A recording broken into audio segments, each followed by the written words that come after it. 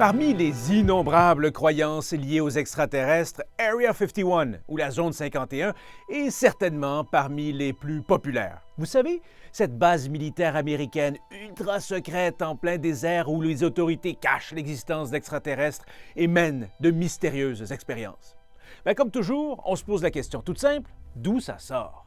On parle ici d'une zone militarisée qui existe bel et bien depuis la Deuxième Guerre mondiale dans le sud du Nevada, à moins de 200 km à peine de Las Vegas, la ville du vice. Au tout début, l'armée américaine utilisait ces terres désertiques pour effectuer des tests balistiques et nucléaires. D'ailleurs, le nom Zone 51 est tiré des cartes de la Commission de l'énergie nucléaire.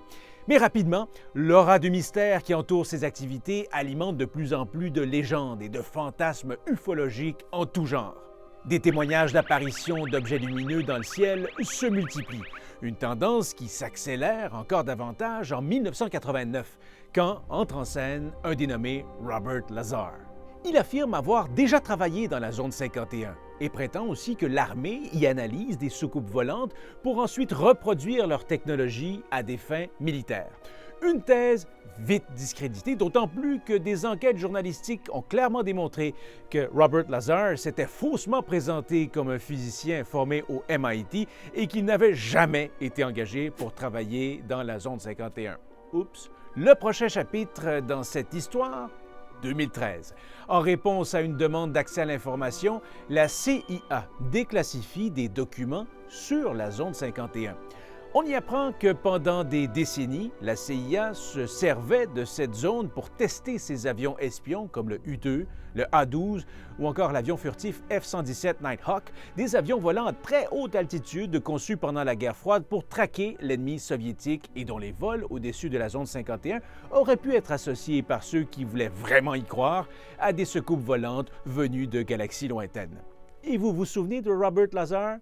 Il n'a pas sombré complètement dans l'oubli, bien au contraire, notamment grâce au tapis rouge que lui déroule en 2019 le controversé Joe Rogan.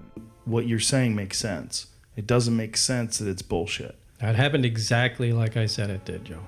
Dans cet épisode vu à des dizaines de millions de reprises sur YouTube, Bob Lazar ressort ses vieilles théories, leur donnant du coup un nouveau souffle et inspirant même une idée saugrenue à un internaute, celle de lancer un appel à tous sur Facebook en vue d'une invasion citoyenne de la zone 51.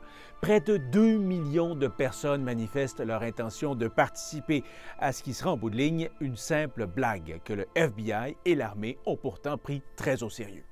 Pour le reste, au fil des ans, comme c'est le cas pour d'autres fausses croyances, la culture populaire a grandement alimenté les thèses liées à la zone 51.